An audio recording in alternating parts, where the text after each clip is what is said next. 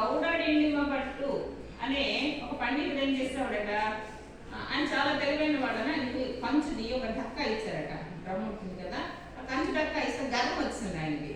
ప్రతి చోటకు వెళ్ళి, ప్రతి రాజ్యానికి వెళ్ళి, ఎవరైనా నాతో పాండిత్య పరీక్షకు వస్తారా, వాళ్ళు నన్ను ఓడిస్తే నా కంచు ఢక్కని పగలగొట్టవచ్చు అని చెప్పేవాడు, అని సవాల్ చేసేవాడట. ఈయన ఏం చేశాడట, ఎప్పుడు ఒకలా ఉంటుందా, ఒకరిని ఇచ్చిన వాళ్ళు ఇంకొకరు ఉంటారు. కాబట్టి శ్రీనాథుడు ఎవరు గౌడోడు ఏంటి పట్టుని ఎవరిని ఓడించి అతని కంచు ఢక్కాని పగలగొట్టించాడట. అందుకని ఈ ప్రౌఢదేవరాల ముత్యాల స్థానానికి కనకాభిషేక గౌరవాన్ని ఇచ్చి, గౌరవాన్ని అంటే కనక బంగారు నాణాలతో అభిషేకం చేసి కవి సార్వభౌమాన్ని బిరుదు కూడా ఆయనకి కూడా జరిగింది. కవి సార్వభౌమ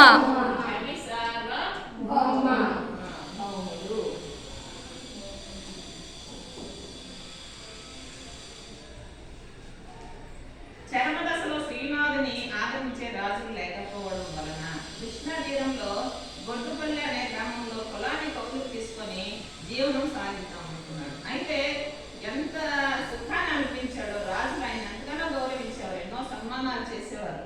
అసలు చాలా ఆడంబరంగా, నిరాడంబరంగా, ఆడంబరంగా జీవించాడు.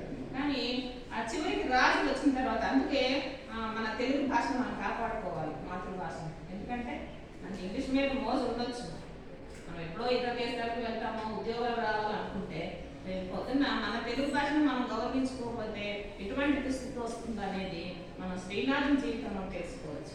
మరి ఒకప్పుడు ఆయన ఎంతో గౌరవించినటువంటి రాజులు మరి వేరే రాజులు రావడం వల్ల, మన తెలుగును గౌరవించకపోవడం వల్ల ఇంత మహాకవికే భోజనం లేని పరిస్థితి ఏర్పడిందంటే మనం కన్నతల్లి లాంటి మన భాషని కాపాడుకోవాలి.